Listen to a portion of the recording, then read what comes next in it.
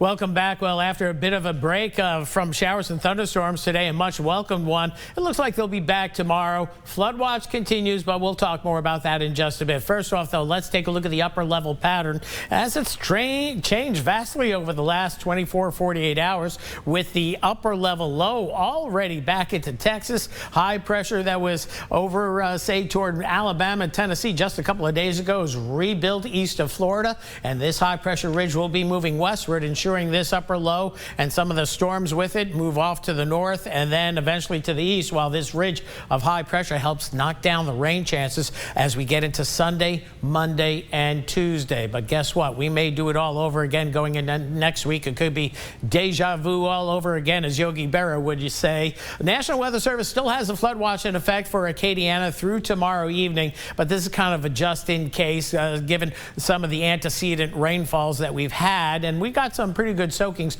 across the board as we load up, and it's going to take a while to load up the last 72 hours. But the heaviest rainfall pretty much manifested across eastern portions of Acadiana on eastward, and then back to the west, a lot lower rains. And for some reason, I'm putting the computer at its knees because I'm trying to load 72 hours worth of data, and sometimes it just gets lost in the RAM, and that was the case this time around. But we will check on a radar and take a look at Power Doppler 3. We are spying on an isolated cell between Perry and Esther. It could be heading for the Mac area near Abbeville, but that's about it locally late this afternoon. Really missing out on the showers and storms, and we'll tell you why in just a bit. And some active weather off to the north, back into southeast Texas, but overall a quiet pattern. So here's 7. This could be a reason why my computer's running slowly. I loaded up also 72 hours worth of satellite imagery, and you can see how those mesoconvective complexes worked across the area. But a couple of things happened with this system. One,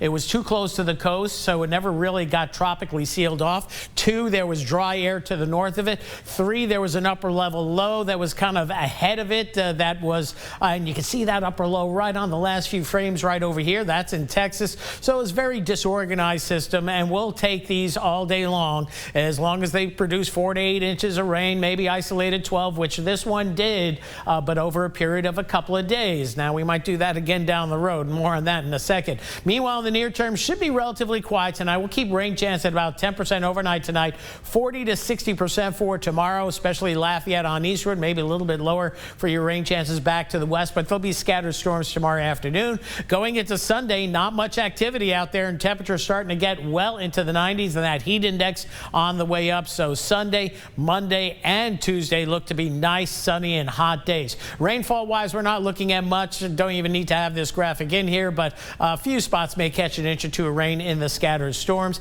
and that heat index product will be in the mid to upper 90s heat indices for tomorrow, and then we'll be pushing into the low 100s for sure as we head into Sunday afternoon. Now moving down the line, we track that moisture in the upper level disturbance and moves back over toward the east coast, and guess what? We have this high pressure coming in giving us dry weather, but then comes another disturbance our way come next Thursday into Friday, and that's when we'll boost up the rain chances again.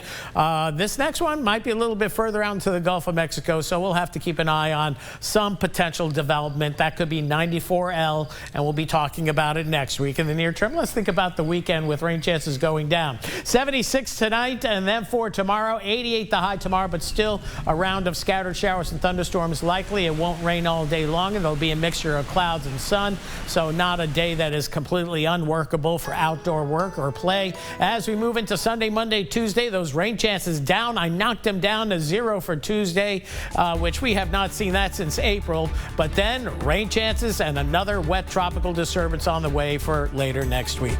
That's it for weather for now. We'll have more coming up in just a little bit.